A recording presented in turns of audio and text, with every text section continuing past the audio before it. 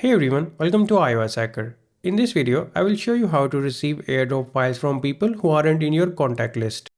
So if someone nearby is trying to send you a photo, video or document and it's not showing up, this video will fix that. Let's start.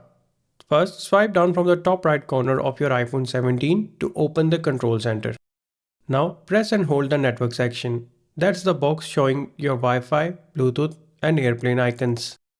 This will expand the menu. Next, tap and hold the AirDrop icon. You will see three options here: receiving off, contacts only, and everyone for 10 minutes. This allows anyone nearby to send you files even if they are not in your contacts. Choose everyone for 10 minutes if you want to receive something from someone new. This mode automatically turns off after 10 minutes for privacy, but that's enough to receive what you need safely. When someone sends you a file, you will see a pop-up on your screen with a preview and two options: accept or decline. Tap accept and the file will instantly appear in the right app. Photos go to your Photos app and documents to Files. And that's it. Now you know how to airdrop from anyone, even if they are not saved in your contacts.